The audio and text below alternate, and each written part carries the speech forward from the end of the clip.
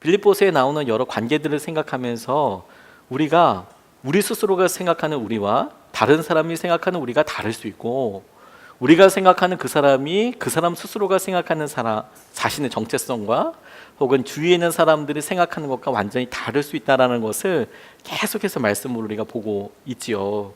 근데 오늘 이 본문 말씀에서 우리가 조금 관계에 집중해서 말씀을 풀어보면, 주님께서 우리에게 우리의 삶에 좀 내려놓아야 될 것들, 그리고 우리가 새롭게 결단해야 될 것들에 대해서 주목하게 하시는 것을 보게 됐습니다. 빌립보서가 기쁨에 대해서 이야기하시며 그 기쁨이 관계와 관련된 것이라면, 오늘 본문 말씀이 우리에게 주시는 지혜 첫 번째는 뭐냐면, 모든 사람한테 다 사랑받을 수 없다라는 거예요. 마음을 정리해야 한다. 다시, 모든 사람에게 다 사랑받을 수 없다. 마음을 정리해야 한다. 단순한 것 같지만 이게 우리에게 얼마나 필요한 말인지 모릅니다. 또한 이게 얼마나 우리에게 위로가 되는지 몰라요. 오늘 2절 말씀에 보면 좀 강하게 표현하긴 했지만, 개들을 삼가고 행악하는 자들을 삼가고 몸을 상하는 일을 삼가라, 이렇게 나와 있어요. 그러니까 그와 같이 나쁜 사람들을 삼가하고 몸을 상해하는 여러 일들을 삼가하라, 행악하는 사람들을 피해라, 이런 이야기가 나와 있는데, 이 말씀의 중심을 다시 한번 물어보면, 모든 사람이랑 다 친하게 지낼 것이 아니고 그 중에는 행악하는 사람도 있다. 그 중에는 몸을 상하는 일을 하는 사람도 있는데, 그런 일을 삼가하고 그런 일을 하는 사람이랑도 만나지 말아라, 이렇게 이야기하고 있는 것이죠. 의외로 여러분, 우리가 사랑하는 사람, 그리고 우리를 사랑하는 사람에게 받는 상처도 있지만, 처음 보는 사람이 아무 일도 아닌데 우리에게 이 사람 되게 불친절하네, 이 사람 뭐 이런 거야 라고 의외로 툭 던지는 말이 사실 굉장히 상처가 위축되는 일들이 의외로 되게 많이 있어요. 힘들 때도 있고요. 제 모습이 다 아닌데 이 사람이 이렇게 이야기하는 것이 의외로 생각하기보다 떠나보내기가 쉽지 않은 거지. 이거 빨리 환기시켜서 내가 좀 뭔가 집중해야 되는데 그렇지 않게 되는 일들이 참 많습니다. 그런데 바로 그때에 내가 모든 사람들한테 다 이렇게 인정받고 사랑받는 게 목표가 아니다. 그리고 내가 이런 것들에 대해서 생각을 깨끗이 정리해야 한다. 이게 얼마나 놀라운 지혜인지 몰라요. 왜냐하면 그렇게 알지도 못하는 사람들에게 주목하다가 결국에는 정말 친밀한 사람들과 해야 될 일들도 놓치게 되는 일이 참 많거든요. 의외로 자기가 모르는 사람들이랑은 정말 친절하게 잘 지내는데 자기 주변에 정말 사랑해야 되는 사람들과는 험하게 지내는 사람들도 많습니다. 바울이 사람들에 대해서 이야기하면서 분명한 차이와 말에 대해서 이야기할 때, 너희들 중에서 악한 사람도 있어, 어떤 사람은 피할 사람도 있어, 그걸 명심해라 라는 말이, 주님 우리 주위에 제가 사람을 잘 분별해서, 그래서 주님께서 행하실 은혜의 만남이 있게 해주십시오. 그것을 우리가 첫 번째 좀 자유함을 누릴 수 있으면 좋겠습니다. 이번 주에 신방을 하면서 참 귀한 분 한 분을 신방을 했습니다. 저희 교우분이신데 열심으로 직장 생활을 하시고 그리고 일하실 때 주님 때문에 더 열심히 일을 하시게 되더래요. 저는 그런 말 들으면 너무 사실 존경스럽습니다.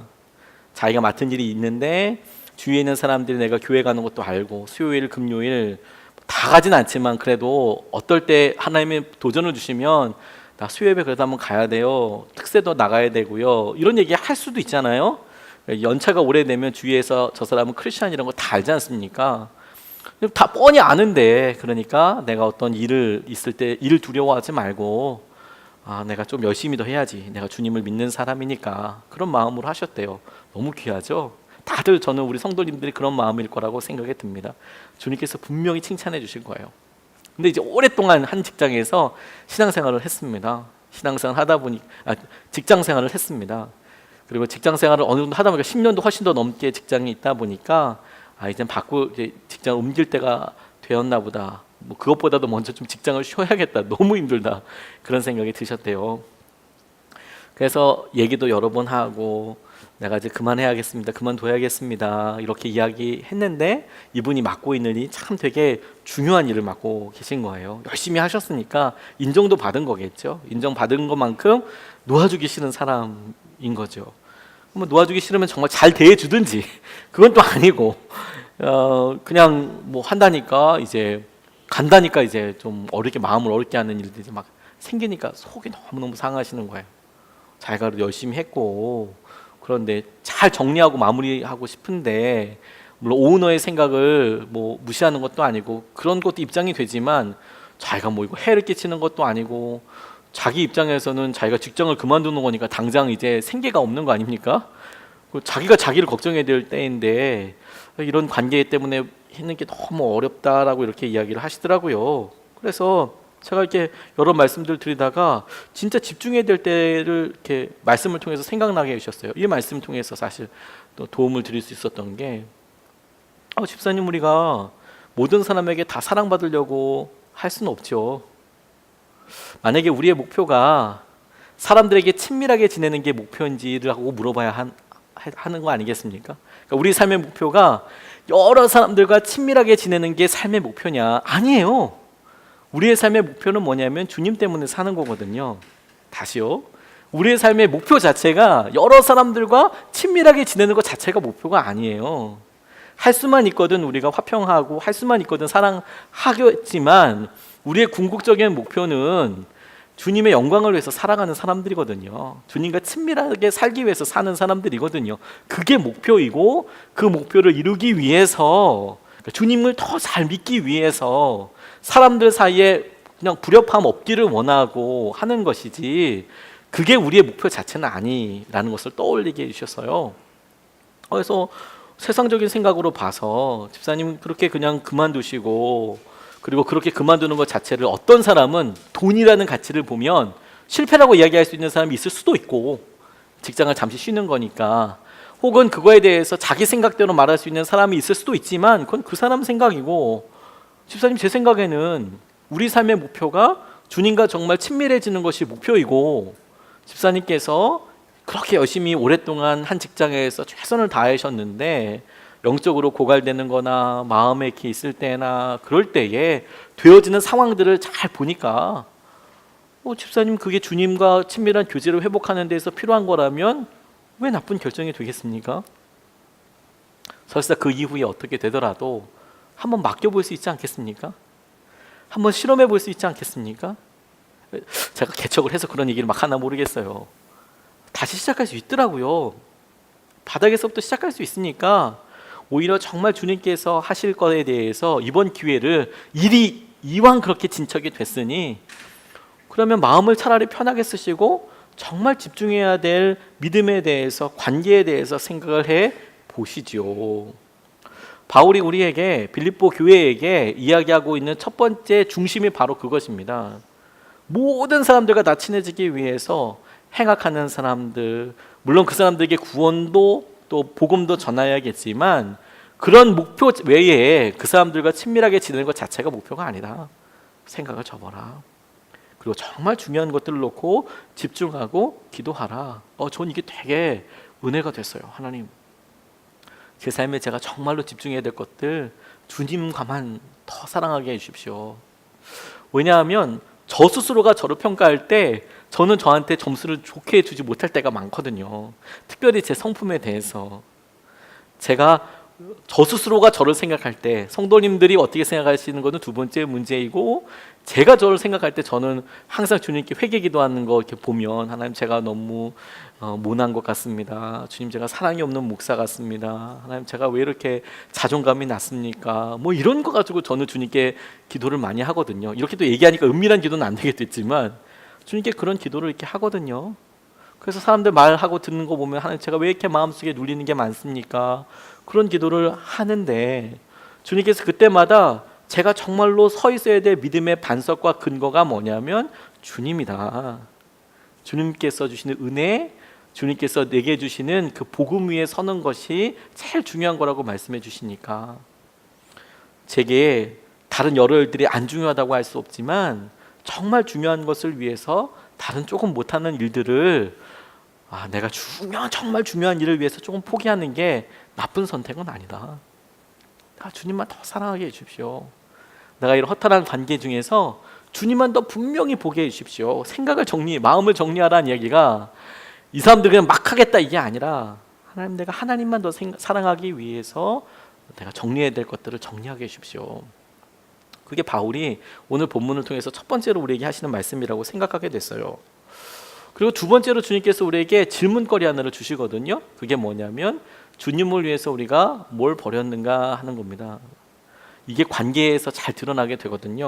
3절 말씀과 7절, 8절 말씀을 보면 3절에 하나님의 성령으로 봉사하며 그리스도 예수를 자랑하고 육체를 신뢰하지 아니하는 우리가 곧 할례파라 이렇게 나와 있으면서 7절, 8절 말씀에 그러나 무엇이든지 내게 유익하던 것을 내가 그리스도를 위하여 다 해로 여길 뿐더러 또한 모든 것을 해로 여김은 내 주 그리스도 예수를 아는 지식이 가장 고상하기 때문이라. 내가 그를 위하여 모든 것을 잃어버리고 배설물로 여김은 그리스도를 얻고 라고 이렇게 나와 있어요.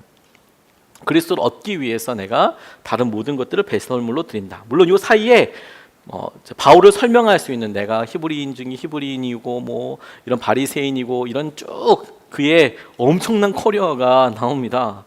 이게 바울이 살았을 때에 특별히 종교적인 차원에서 유대인들의 입장에서는 굉장한 커리어였거든요. 경력이었거든요. 난 이런 사람이야 라고 이야기하면 누구나 다 대단하시군요.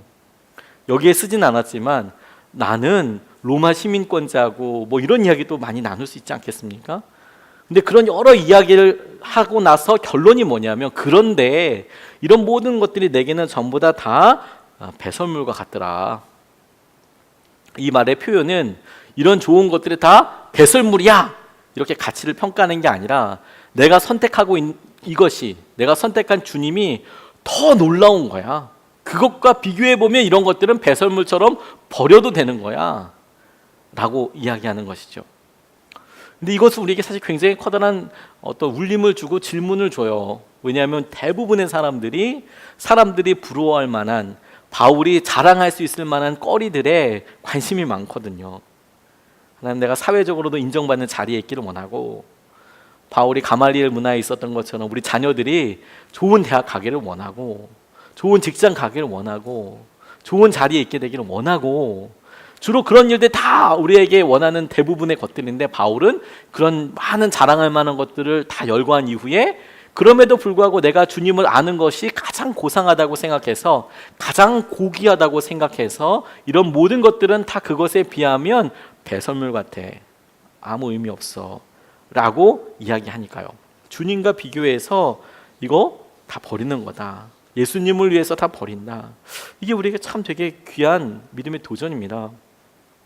경제학 용어 중에서 기회비용이라는 게 있어요. 믿음에 있어서 기회비용이라는 말이 참 되게 우리에게 적용할 수 있는 범위가 많습니다. 기회비용이란 뭐냐면 우리가 10,000원이 있을 때 요즘 밥값이 비싸지 않습니까?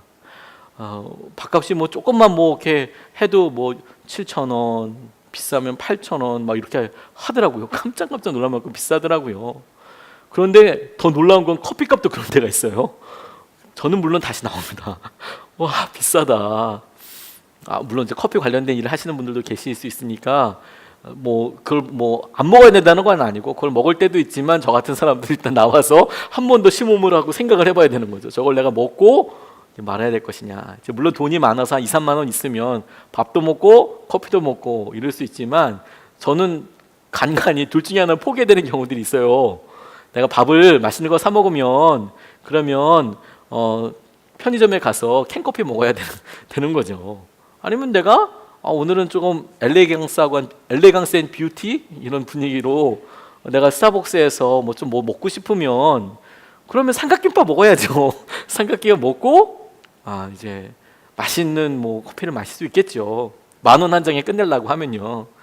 그런데 10,000원 만약 하나 가지고 하나만 선택할 수 있다고 이야기한다면 내가 밥 먹으면 커피를 안 마셔야겠죠.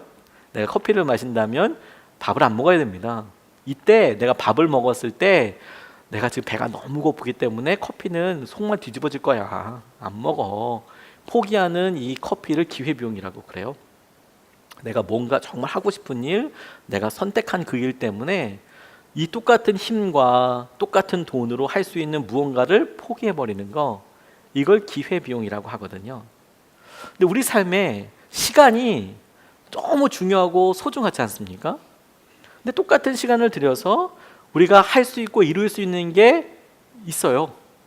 그리고 내가 하나를 선택하면 다른 하나는 반드시 포기해야 하는 것이죠. 그러니까 우리의 믿음 생활에 있어서도 내가 하나님의 말씀대로 지키고 살아갈 거예요. 내가 하루를 주의 말씀과 주의 도전대로 내가 순종할 거예요. 그럼 반드시 뭐가 생기냐면 내가 포기해야 될 것들이 생기는 거죠. 내가 어떤 것을 안 해야 될지가 생기게 되는 거예요. 그냥 우리는 그냥 둘 다 하지요, 이렇게 생각하지만 그게 대부분의 경우에 되지는 않습니다. 특별히 고난의 시기나 특별히 어떤 선택과 순종을 해야 될 때, 집중을 해야 될 때는 이게 여실하게 드러납니다. 내가 뭘 포기하게 되는지. 이 말을 그대로 바울에게 적용해 보면 바울은 내가 보니까 주님을 알고 믿고 따르는 것이 너무 고상하고 이것만 유일한 가치이기 때문에 다른 것들은 전부 다 기회비용으로 포기해도 상관없어. 내겐 별로 의미 있지 않아. 난 이것만 해도 좋겠어. 이게 정말 소중한 거야 라고 설명하고 있는 거죠. 그러면서 우리에게 똑같이 질문하시는 거예요. 우리와 주님과의 관계가 다른 무엇보다도 정말 소중한 것이냐? 그것을 증명하라 라고 말씀하시는 것이죠. 목회를 성공을 위한 수단으로 선택한 사람들이 있는 경우들이 있더라고요. 물론 이 질문 앞에 저도 많이 질문해 봅니다. 내가 성공을 원하는 건가? 그런데 저는 그래서 저희 부모님이 참 되게 감사해요. 어렸을 때부터 정신을 번쩍 차리게 해주셔서 아버지가 가난하게 목회하시고 평생 미자리 교회에 있으셨다는 게 저에게 있어서 이런 중요한 무게중심을 잡게 하는 통로가 되는지 모르겠어요. 얼마나 감사한지 모르겠어요. 근데 제가 주위에 여러 좋은 목사님들 만나보더라도 언뜻 깜짝깜짝 놀랄 때가 있는데 어떤 경우냐면 다른 길보다 이 목회를 통해서 성공할 수 있겠다고 생각하시는 분이 가끔 있으세요. 젊으신 분들 중에서. 다 많지는 않고. 내가 사회적으로 성공할 수 있고 뭐 이렇게 되지만 내가 이 목회를 하면 가장 커다란 성공과 어떤 걸 이룰 수 있을 것 같아 라고 이야기하시는 분들이 가끔 친하게 이야기하시는 분들 중에서 있어요. 주로 이제 큰 교회에서 생활하시는 분들이 그런 이야기를 가끔 하세요. 개척을 안 해보신 분들이. 특별히 조금 뭐 교단을 얘기하기 좀 그렇지만 감리교회는 일단 단독 목회를 해야 하지 않습니까? 시골이든 어디든 목회를 해야 되지 않습니까? 이런 분들은 보통 그렇게 얘기 안 하십니다. 왜냐면 얼마나 어려운지 아니까. 이게 보통 어려운 게 아니라는 걸 아니까. 한 성도분이 온다는 게 얼마나 이게 기적 같은 일인지 아니까. 근데 이제 그렇지 않고 이제 큰 교회에서 계속 있으시다가 거기서 훌륭하게 목회하시고 말씀도 좋고 이런 분들 중에서 간혹 가다가 이렇게 해서 뭐 사회적으로 이렇게 하고 하는 거지. 이렇게 이야기를 들으면 제가 이제 깜짝깜짝 놀라요. 나도 이러면 어떡하나 이런 생각이 들기도 하고요. 그런데 하나님께서 이런 분들에 놓고 한번 똑같이 물어보실 거예요. 하늘나라 가기 위해서 하나님께서 당신의 사명을 책임지기 위해서 네가 얻은 게 맞냐 버린 게 맞냐. 그러니까 우리가 선택한 수단이 어떤 목회든 어떤 교회 어떤 신앙이든 그런데 그걸 통해서 이루려고 하는 게 결국 돈이냐 결국 성공이냐 라고 이야기할 때 우리가 선택한 것은 하나님이 아니라 사실은 성공인 것이죠. 우리가 마음속으로 끊임없이 무엇을 버리는가, 무엇을 더 가치 있게 여기는가, 이게 너무너무 중요해요. 제가 이렇게 믿음 생활하면서도 목회를 하면서도 잊지 않고 저희 선배님들 같이 일하는 여러 동력하는 어려우신 교회 목사님들 기억하고 있어요.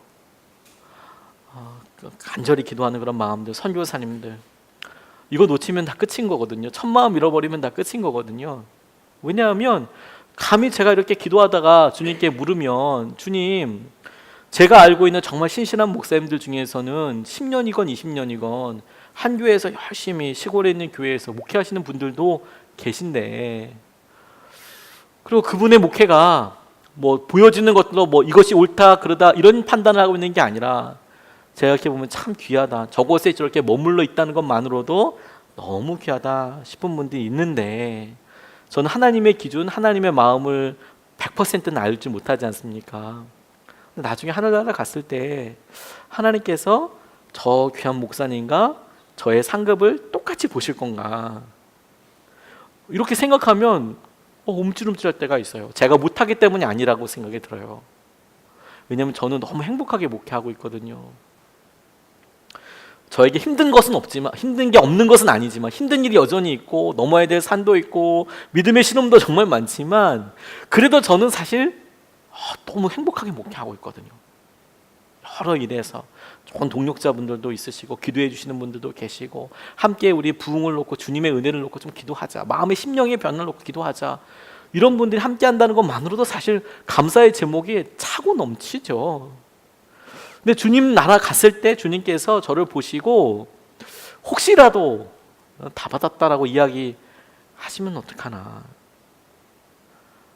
그런 생각이 가끔 들 때가 있어요. 적어도 똑같다고 이야기하실까? 물론 단순히 큰 교회냐, 가난한 교회냐, 뭐 작은 교회냐, 성도가 많냐, 이것 가지고 평가할 수는 없지만, 그곳에서도 그분도 믿음의 실험을 하셔야 되고 신실하게 주님 안에서 정결하게 서야 될 것이고, 저도 그렇지만 제 마음속에는 주님 때문에 지게 되는 십자가로 인하여서 있는 가치와 주님께서 기억하시는 것에 대해서는 무시할 수 없다는 생각이 들었어요. 그게 정말 귀한 거니까. 무엇을 버렸느냐, 그게 너무 소중한 거니까요. 피파라고 축구 뭐 월드컵이나 이런 데를 주관하는 그런 축구 단체가 있습니다. 근데 이 피파에서 최고의 선수로 뽑은 사람이 카카라는 그런 사람이 있어요. 브라질 사람입니다. 잘생기셨습니다. 이 사람이 경기장에서 2009년 27세에 2천억 원 이상의 이적료와 세계 최고의 연봉 제안을 받았어요. 2천억 원이랍니다. 야, 대단하죠. 이적료가 2천억 원. 세계 최고의 연봉 제안을 받았대요. 그런데 왜 이게 이슈가 되냐? 돈을 많이 받을 뻔했기 때문에가 아니라, 이 사람이 기회비용을 가진 거예요. 2천억을 이상의 이적료를 포기했어요. 그럼 뭐 때문에? 하나님의 인도하심을 택했어요. 이분이 목회의 길을 가려고 이거 포기한 거예요. 2천억 원을. 우리는 다 2천억 원 정도는 다 포기하고 살기 때문에 별로 놀라지 않아요. 그렇죠? 그 정도는 우리 다 버리고 살아요. 뭐 아무것도 아니죠, 뭐 2천억 원. 그렇죠? 근데 이거 포기했어요, 이분이. 그래, 어릴 때 브라질 상파울로 FC라는 곳에서 축구의 꿈을 키우고 있다가 18세가 되던 해에 여름 수영장 다이빙 대회에서 미끄러졌답니다. 그래서 이 뒷목을 다쳤나 봐요. 척추가 골절되고 걷는 것마저 불가능하다는 진단을 받았대요. 18살 때, 한참 열심히 운동하고 있을 때. 그런데 진짜 간절히 기도했답니다. 근데 성공할 확률이 2%도 되지 않았답니다. 나을 수 있는, 수술을 해도 이 수술로 나을 수 있는 확률이 2%밖에 안 됐는데 수술을 받았대요. 왜냐하면 할 수 있는 게 그것밖에 없으니까. 2%라도 내가 붙잡는다. 100명 하면 2명 걸을 수 있는데, 열심히 해서 재활훈련을 통해서 결국에는 극복을 하고 일어선 거예요. 그리고 달리기 시작한 거예요. 그리고 열심히 하다 보니까 축구 선수로도 이제 재기를 하게 됐고요. 근데 이게 이 카카라는 선수에게 평생의 체험이 된 거죠. 하나님께서 나를 붙잡아 주셔. 하나님께서 나를 선택하셨어. 근데 그때 그 경험을 생각하면 다른 건 아무것도 아닌 거예요. 아무것도. 그래서 이때부터 11조를 하기 시작했대요. 뭐 당연한 거라고 생각하잖아요. 그렇죠? 근데 이제 이 11조 양이 좀 다른 거예요. 우리랑 좀 비슷한 거예요. 그렇게 얘기해야 되는 거죠. 우리랑 11조 양이 좀 비슷한 거예요. 뭐 몇백억씩 이렇게 11조를 하는 거니까 뭐 그렇게 하는 거죠. 그렇게 11조 하고 하나님의 말씀대로 철저히 지키고, 그리고 축구 선수로 살기 시작하고, 2003년에 AC 밀란이라는 아주 유명한 축구 클럽이 있거든요. 근데 거기서 주님은 나의 전부입니다. 내가 축구를 하는 이유는 예수님 때문입니다. 나는 정말 예수님을 사랑합니다. 이런 인터뷰를 막 한 거예요. 나는 주님을 정말 공개적으로. 2006년 방송 인터뷰에서 축구 선수를 그만두면 목회자가 되고 싶습니다. 지금 신학 공부를 하고 이제는 이제 말씀 전도자가 된 거죠. 예수님께 속해 있는 사람이라고. 그래서 자기가 신고 다니는 축구화에 Jesus in first place, 이게 뭐냐면 내 삶의 우선순위는 예수님, 내 삶의 첫 자리는 예수님이라는 뜻이거든요. Jesus is first place, 첫 번째 자리입니다. 축구화에다 이렇게 쓰고 뛰기도 하고, 그리고 유니폼을 그렇게 입기도 하고, 그러면서 이제 생활을 하고, 골을 집어넣으면 하나님께 감사기도 하는 거, 이게 세레모니가 되고, 그렇게 살았다고 하죠. 우리가 무엇을 포기하느냐? 이게 왜 중요하냐면 여러분, 우리가 구원이라는 절대적인 가치를 받고 주님께서 행하시는 놀라운 은혜를 받았는데, 그 놀라운 은혜와 축복이 정말 우리에게 얼마나 소중한 가치를 갖고 있는가가 드러나는 게 뭐냐면, 우리가 무엇을 포기하는가를 보면 알 수 있어요. 무슨 말인지 아세요? 내가 무엇을 포기하는가를 보면 내가 진짜로 이것의 가치를 얼마나 생각하는지가 드러나요. 하나님, 내가 목숨보다 더 사랑합니다 라고 이야기하지만 정말 목숨만큼의 가치가 있는 것이 어떻게 드러나냐면, 우리가 진짜 목숨을 포기하느냐를 통해서 이게 목숨만한 가치가 되는 거죠. 그러니까 우리가 생각에 제가 이런 컵을 보고 이게 얼마입니까 가치가? 라고 물어봤을 때 여러분들이 마음껏 이야기할 수 있죠. 뭐 얼마인지 전 모르지만 5,000원입니다 가치 가지고. 어떤 사람은 이거 목사님이 쓰셨으니까 5만 원의 가치가 있습니다. 어떤 분은 목사님의 가능성이 있으니까 이거는 뭐 500만 원짜리입니다. 그러면 전 당연히 500만 원짜리 사람에게 이거 가지시라고, 그리고 저한테 400만 원만 달라고 이렇게 이야기할 수 있지 않겠습니까? 그런데 그렇게 얘기해놓고 이건 분명히 500만 원짜리 가치이지만 400만 원 드릴 수 없습니다. 그렇다면 이거는 500만 원짜리 가치가 아니죠. 5만 원 주고 사겠다는 사람에게 그럼 5만 원 주고 사시라고, 5만 원짜리 가치는 진짜 분명한데 내 돈이 없다고, 내가 5만 원 주고 살 수 없다고, 이거 5만 원짜리 가치가 아니죠.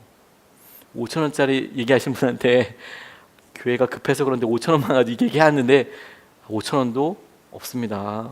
우리 집에 컵 많거든요. 대신에 5천 원 제가 드릴게요.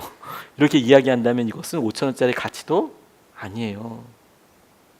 무엇을 포기하는가, 내가 무엇을 기회비용으로 내려놓는가를 따라서 내 믿음이 고백하는 바가 결정이 돼요.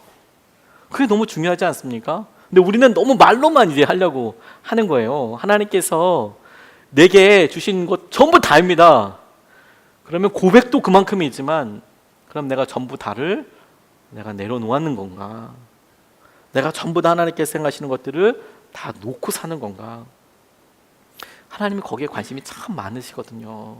내가 예수님 때문에 무엇을 포기하는가?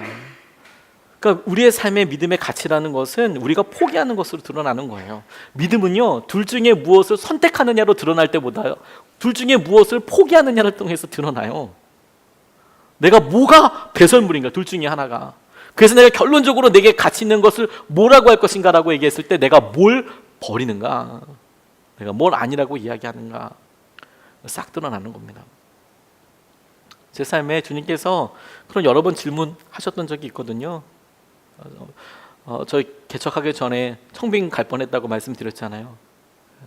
빚이 정말 많은 교회에 청빙 가자고 얘기할 때 처음에 진짜 뭐 기도도 안 했어요.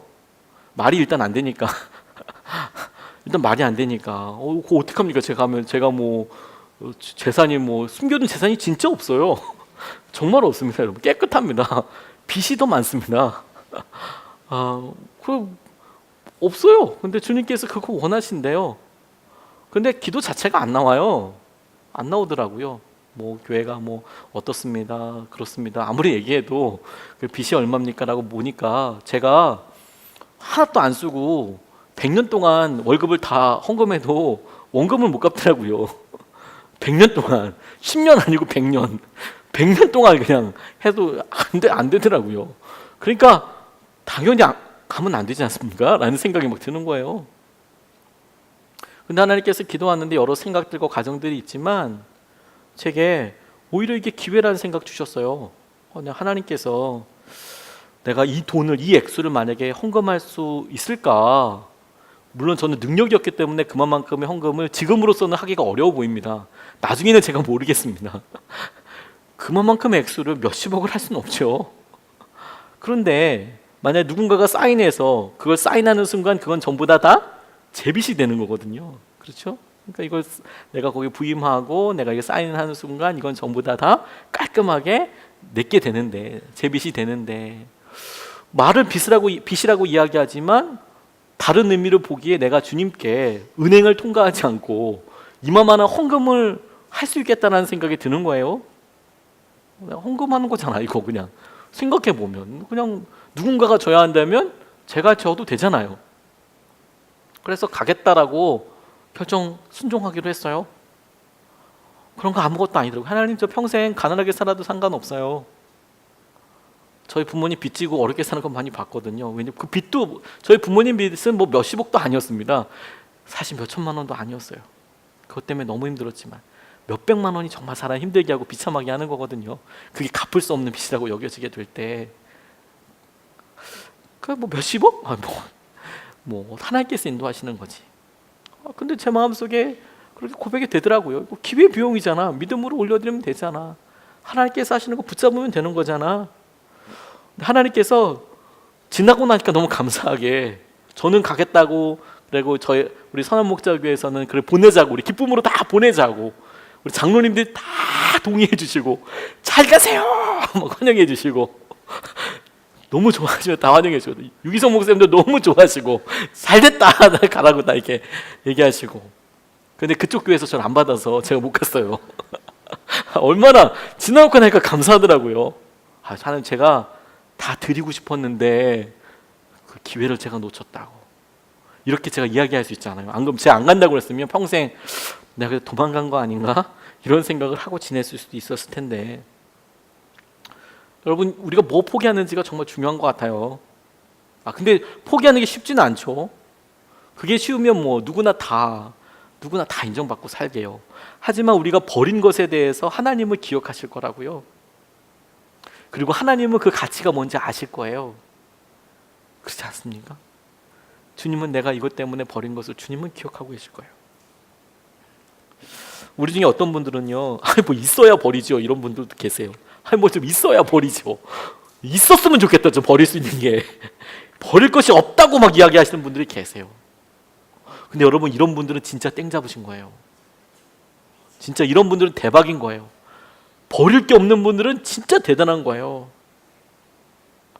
제가 저희 딸들에게 가끔 가다가, 제가 저희 성도님들한테는 헌금 얘기를 하지 않지만 저희 딸들한테는 가끔 건축 헌금에 대한 부담을 줍니다. 교회가 서는데 너희들이 건축 헌금을 해야 되지 않겠냐. 11조는 당연한 거고, 특별히 명절 전후에서 너희들이 교회에 기여한 게 뭐가 있냐. 주님의 영광을 위해서 건축 헌금을 해야 되는 거 아니냐 라고 이야기를 해요. 저는 그냥 아빠니까요. 여러분들한테는 목사이지만 제가 저희 아들한테는 아빠 아닙니까? 근데 이것들이 아주 똑똑해졌어요. 안 넘어와요. 분명히 그만큼 헌금하면 제가 그것보다 더 많은 용돈을 줄 수도 있거든요. 그럼 계속 이제, 야, 너 의미가 있어. 너 이번에 헌금하면 진짜 주님이 너 다 갚아주셔. 야, 근데 설득을 하고 가끔 위협을 하고, 너 그럼 용돈 끊는다, 뭐 그냥 구워 삶아서 막 이렇게 해서 결국에는 해요. 그런데 제가 가끔가다 그런 생각을 합니다. 그렇게 어쨌든 얼르고 과정을 겪고 그렇게 했든지 간에 저희 아이들이랑 저랑 넘어설 수 없는 차이가 있어요. 어떤 차이가 있냐면, 저희 아이들은 전 재산을 주님 앞에 드리거든요. 전 재산을. 몇만 원 되지도 않지만 걔네들은 전 재산을 드리는 거예요. 저는 그만큼 드렸다가는 주님 보시기에 혼날 수 있을 것 같아요. 물론 뭐 헌금을 조금 했다고 주님이 저를 혼내진 않겠지만, 만약 그만큼을 가지고 내가 얘기한다면 주님께 제가 너무 잘못한 거죠. 왜냐하면 저는 그렇게 몇만 원을 벌진 않으니까요. 그러니까 없다고 생각하시는 분은 진짜 수지 맞으신 거예요. 왜? 매번마다 전심으로 전부를 다 드릴 수 있으니까. 제가 예전에 한번 사기 한번 당했다고 그러지 않았습니까? 누가 죽겠다고 얘기해가지고, 그래서 이제 뭐 빚을 많이 졌죠. 네. 죽겠다니까 살려야 되니까, 그렇죠? 다 이게 현금 서비스가 다 주고 나니까 진짜 신용불량자가 돈이 없었거든요. 근데 추수감사절 때가 됐어요. 헌금해야 되잖아요. 근데 정말 돈이 없었어요, 진짜. 그러니까 몇 달 동안 이 현금 서비스 받고 나니까 이 돌려막을 수도 없고, 저희 부모님한테 돈을 달라고 그럴 수도 없고, 당장 우리가 먹을 것도 없는데 헌금이 진짜 없는 거예요. 근데 아무튼 다 모아봤어요. 뭐 돼지저금통이고 뭐고 싹 다 모아봤어요, 집에 있는 거. 그러니까 6만 얼마가 나왔나 그랬어. 6만 몇천 몇백 원? 근데 제가 그 앞에 표지에다가 내가 주님께 전부를 드린다고 그래서 전부를. 내 전부를 주님께 드립니다. 정말 저희 집에 있는 거 전부입니다, 주님 이거. 아나니아 삽비라처럼 내가 500원도 안 떼었습니다, 지금 우리 집에. 물론 제가 발견하지 못해서 못 내는 게 있을 수는 있지만 아무튼 제가 아는 건 여기 다 썼습니다, 주님. 다 드립니다. 없는 게 그러니까 주님께 이렇게 말이라도 이렇게 하지 않습니까? 내가 주님께 전부를 드리고 산다고. 전부를 드리고 산다고. 그러면 얼마 없는 거면 더 좋은 거예요. 기회비용이라는 게.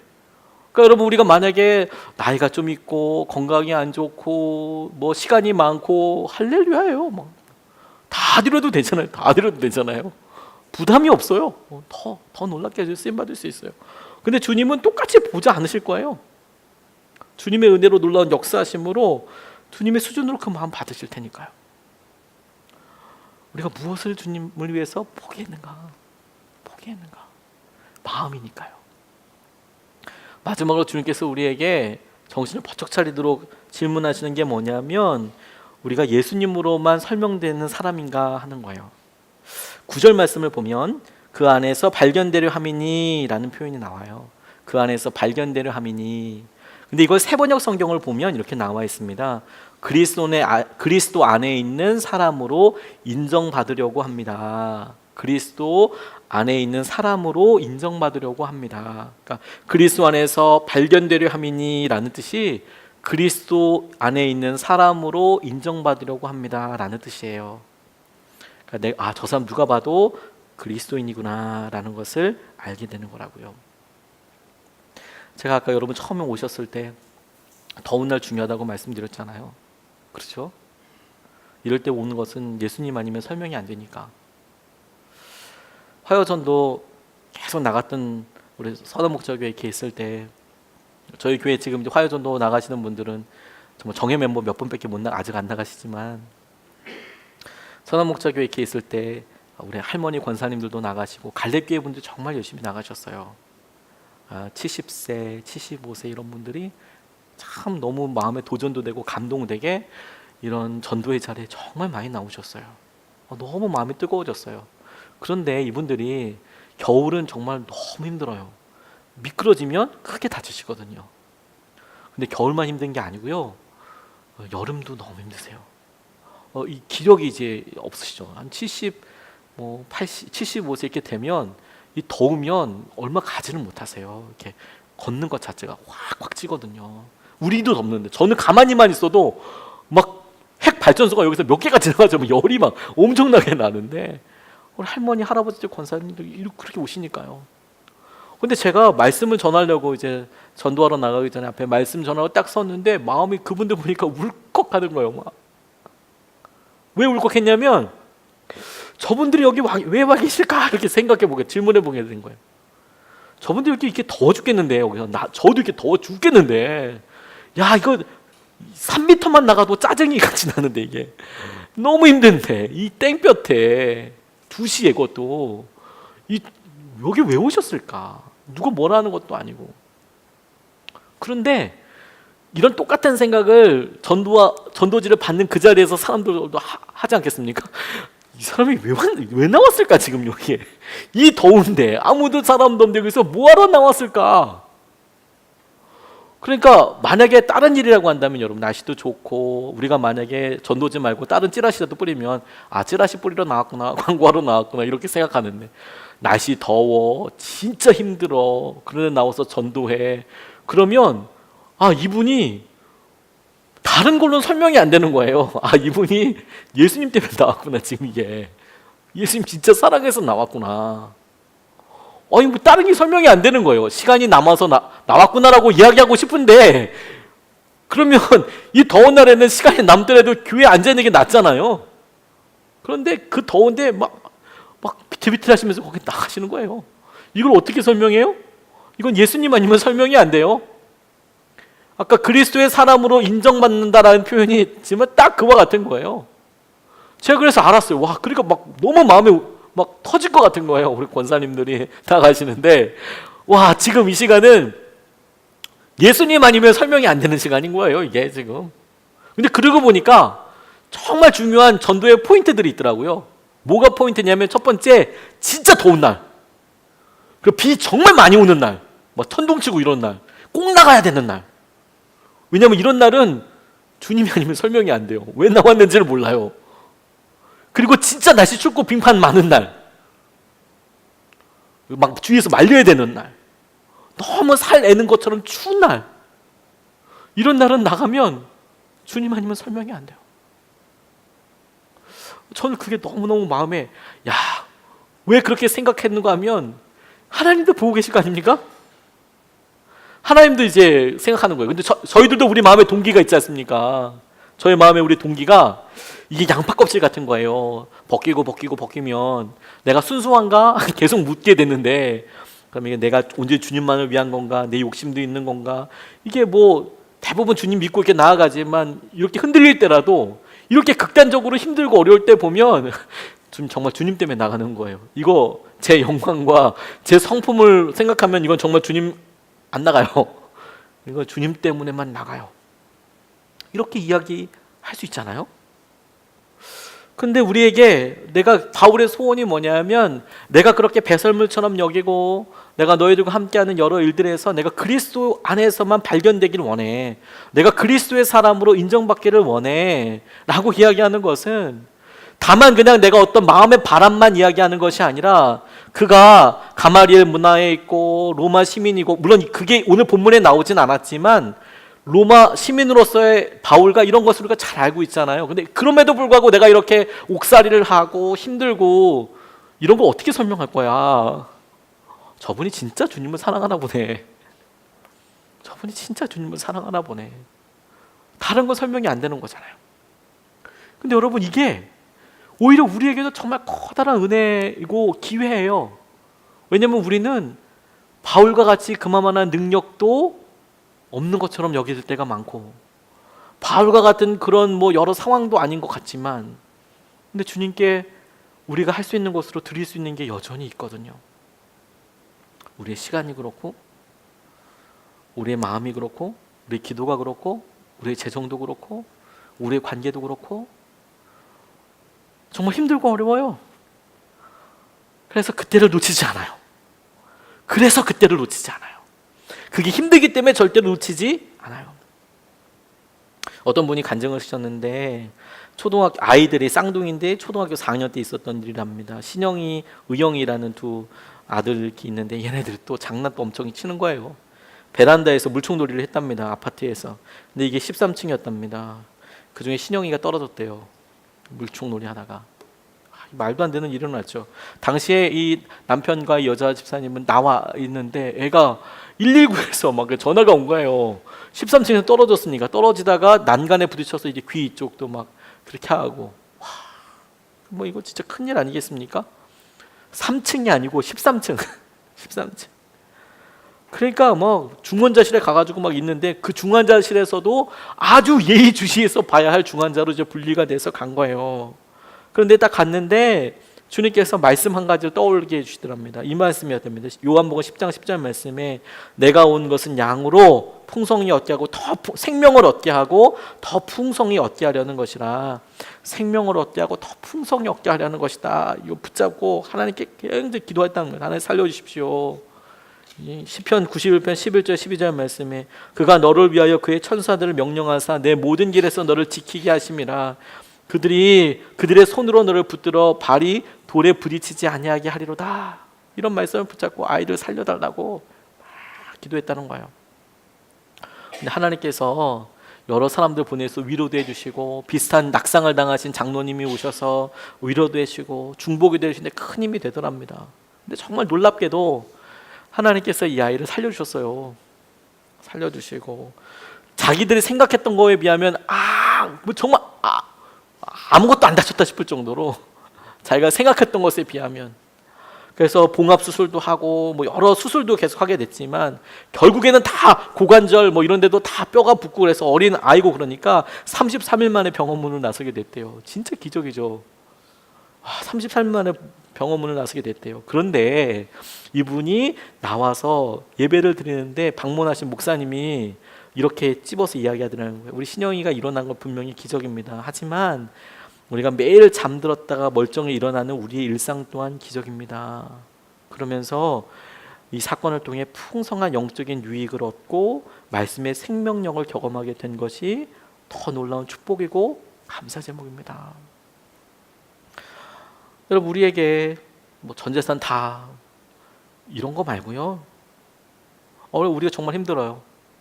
저 직장에서 참을 만큼 참았어요. 이빠이 참았습니다. 아마 다 그만둘 거예요. 이 상황이면 다 그만둘 거예요. 라고 생각되는 바로 그때가 있지 않습니까? 그런데 그때 내가 한 번 더 참는다면 이거 예수님 때문에 참는 거예요.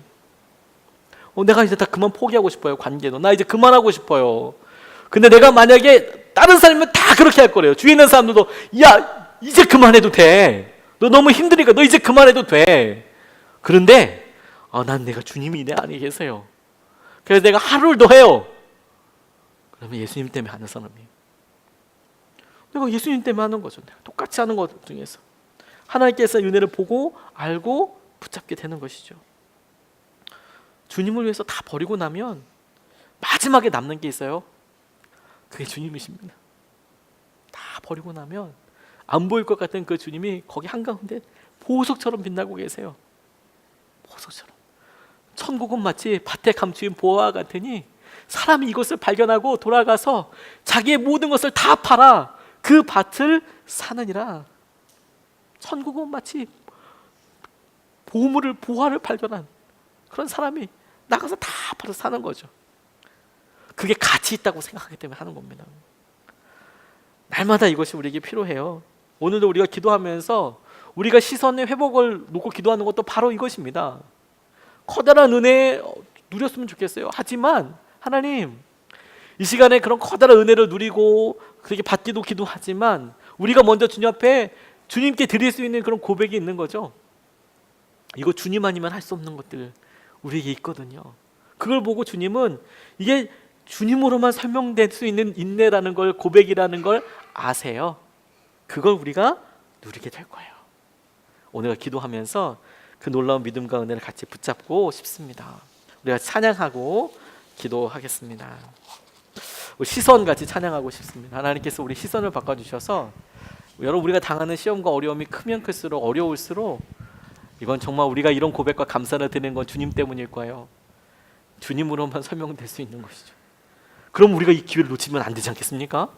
한번 해보는 거죠. 하나님께서 이 다음에 어떻게 쓰실지, 어떤 놀라운 능력으로 쓰실지 우리가 찬양하고 같이 기도하시겠습니다.